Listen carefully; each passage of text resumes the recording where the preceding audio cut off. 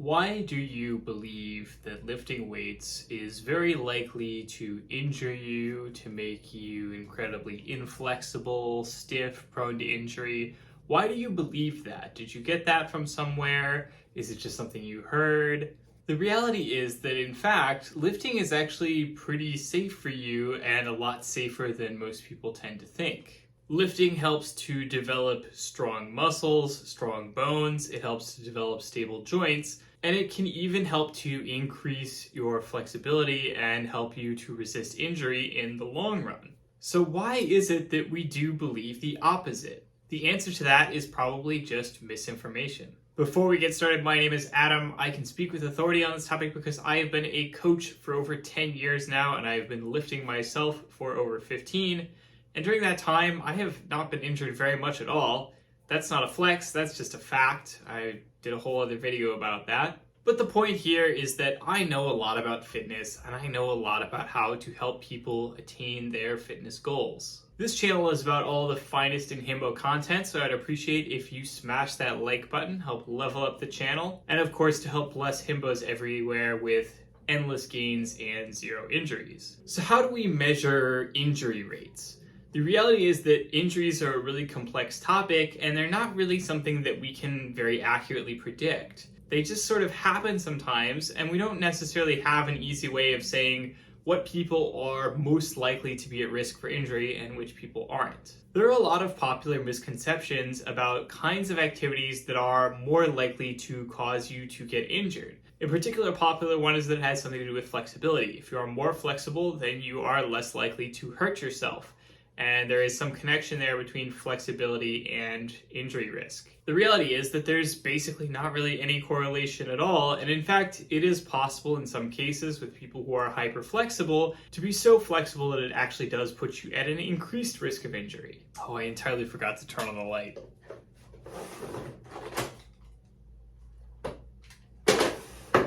That's embarrassing. Okay, back to the video. Another one that's pretty common is people talk a lot about lifting form, and they talk about how if you lift with good form, then you're basically never going to get hurt, and therefore that getting injured is a result of continuously lifting with bad form. While there may be some truth to that, interestingly, the research doesn't really support that correlation. However, there is one thing that across the board basically correlates very strongly with increased risk of injury, and that is simply the amount of time spent training and the kind of training that you are doing. Which is to say that if you train more, you are going to get injured more, and certain kinds of general training activity are going to be more likely to injure you than others. This does kind of make sense if you consider any single workout as something that could potentially injure you or as an exposure to a risk. Then of course, the more you train, the more risk you're going to be at. That one's pretty simple. And I would probably argue that most of the reason that people see athletes and perceive them as being injured a lot is not necessarily because they are doing anything that is necessarily super injurious, but simply because they are training a lot more than the average person and therefore putting themselves at much greater risk over a long period of time. What that means is one of the key factors to not getting injured is taking a reasonable approach to your training, not overdoing it, and training a reasonable amount regularly rather than constantly trying to push yourself super hard, training all the time, being an athlete, and as a result getting yourself hurt. So the way that we measure your injury rates is something called injuries per 1,000 hours. You can basically go ahead and type this into Google for literally any sport, any kind of training on the planet. You can see what the injury rate per 1,000 hours is. Now, of course, the problem is that very often different papers, different researchers will find different results. However, you can still generally find ballpark numbers for all the major sports out there and use that to get a sense of what kinds of things are more likely to injure you and what kinds of things are less likely to injure you. So what kinds of activity are actually the most injurious? Well, first off the bat is any kind of contact sport whatsoever. Obviously, there's stuff like, boxing, football, American football, where there's a lot of contact with other people, and of course you're very likely to get hurt simply because there is a lot of person-on-person contact, and in essence, hurting the other player may be beneficial for you in some way. However, then we have things that have basically really high impact, like running. running is something that we generally consider to be pretty safe. It is a very popular form of activity. It has pretty high injury rates because you are basically just slamming your feet against a pavement or another hard surface repeatedly for long periods of time, and that's going to then cause shock waves up your legs, which are then going to potentially cause stress to your joints. Amusingly, we also have things like injury rates per 1,000 hours for common activities like walking around the house, gardening, etc. And interestingly, while these things have really, really low rates of injury, they also tend to cause a much greater number of total overall injuries, simply because people do them so much more for much longer periods of time. So where does lifting fall on this scale? It actually falls on the super safe end of things. In fact, even what you consider the hardcore version of lifting, so really training hard for a sport like bodybuilding, powerlifting, or strongman, while these do have elevated rates of injury compared to just standard lifting, like, hey, just going to the gym, training a few times a week, you're done, boom, you're not preparing for any competition or anything like that. While these have greater rates of injury, they're still pretty low. They're still not that high. And in fact, they are still much lower than basically all your contact sports and things like that. Now, again, this may be pretty contrary to what you believe, and this may be due to things like the fact that you've been conditioned to watch gym fail videos on YouTube or CrossFit fails where you get to see people just spectacularly messing up, dropping a weight on their head or whatever, or that video that used to go around that haunted my dreams forever of a woman breaking her legs while trying to do a leg press. Those sorts of things bounce around the internet, and they give us the impression that people get injured a lot from lifting weights and from working out, when the reality is that they simply don't. So this is the part where I engage in a lot of baseless, unscientific speculation about why that might be. So when you're in a field sport, obviously you're running around on a field, there may be some unexpected physical contact, there may be demands that you can't really predict or expect, and you have to react to them very quickly. And if you don't react to them quickly enough, you may be ending up in a situation that is pretty bad for you and leads to injury. So with field sports, one of the big problems is simply that you can't really control the stimulus. No matter how much you train your body, you can try and train it in every possible different way to try and be as prepared for all kinds of possible stimuli that you are going to experience out on the field as possible. At the end of the day, you can't train for everything, and so sooner or later, you're going to be hit by something that is going to get you hurt. This is like a nightmare. You have no control in this situation. Next one is something like running. Running just has a lot of impact baked into it. You're doing a lot of impact repeatedly, so of course you should expect that there should be some amount of feedback from that. You should be expecting to see some kinds of injuries simply because you're doing a lot of wear and tear on your body really, really regularly. But when you train in a gym, you don't have to do any of that. You don't have to do impact-based activities like jumps, running, etc. unless you choose to do so. You can instead train primarily with slow movements, no jumping, no impact whatsoever, and you can very precisely control the amount of weight that you're using, the number of reps that you're doing, the demands, the stressors that are placed on your body, and you can do so in such a way that you are ensuring that you're always going to be prepared for the stimulus that you're about to face. If I am doing X amount of volume on a bench press and then I do slightly more the next time, I know that I'm ready for it because I know that I could handle that slightly smaller amount of volume the week before.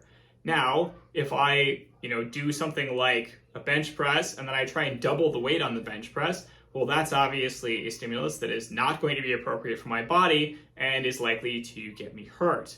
But I know not to do that. I know to very carefully and slowly increase my volume of training so that I am not risking injury. So because I have that level of very precise control over the kind of stimulus that I can place on my body in the gym, the only place that I really open myself up to unexpected injury is if I do something incredibly stupid. Like, for example, trying to max out before I'm ready.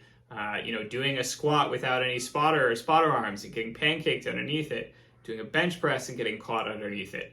Dropping a weight on my toes, doing a movement that I don't really know very well and don't know the form, and as a result just end up kind of doing something funky and engaging a lot of muscles in a lot of ways that I shouldn't have. But if I'm mostly just training with movements that I've used before, that I'm pretty skilled with, that I've built up a tolerance to over the years, then what are my chances of injuring myself? They're pretty low in a general sense, unless of course something else is happening, something else is going on. Like maybe my muscles are just not up to it that day, because of some outside external factor that I can't control. Unless I'm training super hard with something like strongman implements, I have a lot of control over the weight itself. There's very little risk that I'm going to drop a weight, lose control of a weight, and therefore end up hurting myself. Now, that said, I do want to make it clear, I do think that there are lots of ways that people can put themselves at greater risk of injury in a gym, as I've been talking about. This isn't to say that gyms are a place where you're never going to get hurt,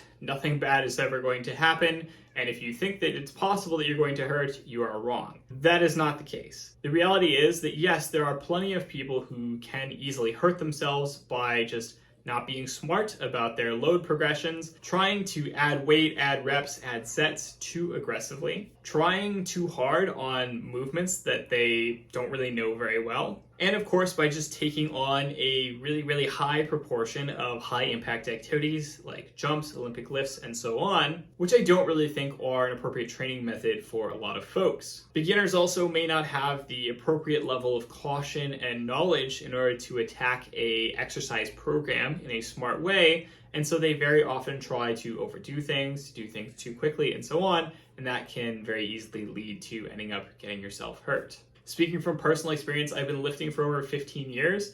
I can very precisely name the only time that I have ever been injured as a result of something that I did in a gym. And that was that one time, maybe 10, 12 years ago, I was doing a barbell overhead press for the first time. Didn't really know barbell overhead pressing very well, hadn't really done it that much before, and so over a few weeks of training, I was trying to really aggressively push the amount of weight that I could handle with that lift, much more so than my body could really tolerate, and I ended up trying to lift a weight that was, basically on the heavy end. I knew that I could do basically 2 reps, but I decided that I really wanted to try and push out a third. I attempted to do so. I ended up bending over way backwards as a result during the middle of the movement and popping something in my lower back, which then caused my spine to hurt for a couple months afterwards. And I had to basically skip any kind of activity whatsoever that involved any loading on my spine, which meant that I was mostly confined to using machine-based exercises for those months while I was recovering. That is basically the only time that I have injured myself in the gym as a result of something that I did in the gym.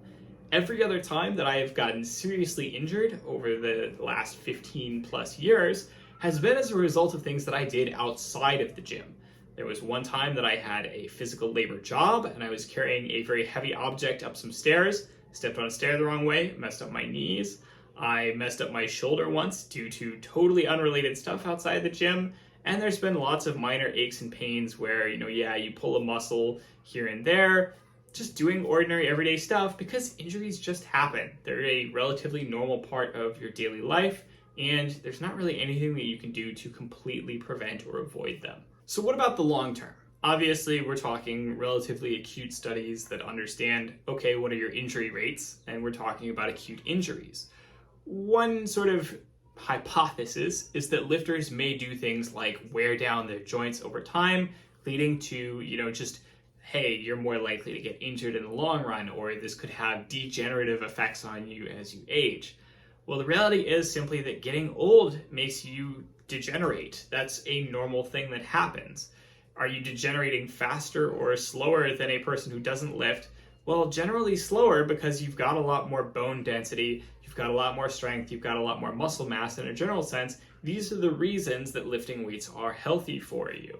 And basically all of the studies so far have not really found any direct link between being somebody who consistently lifts weights and having necessarily excessive amounts of joint degeneration. So my major piece of advice here is simply that if you are somebody who doesn't necessarily know what you are doing in the gym, you should probably, rather than trying to jump into it head first without very much knowledge, you should probably hire a coach or a trainer or, find a training partner or something like that. Get some kind of assistance from somebody else who can help guide you in the process. Make sure that you have a spotter. Make sure that you're not doing silly things where you're likely to get injured by not really controlling a weight or understanding how to do a lift, and so on. You could, for example, hire me to be your coach. Anyway, that is all for this week's video. I hope you liked this video. Don't hesitate to smash that like button, that subscribe button, that notification bell. Share this video with all of your friends. Comment down below. Let me know what you would like to see in future videos. I will talk to you all next week. Have a good one.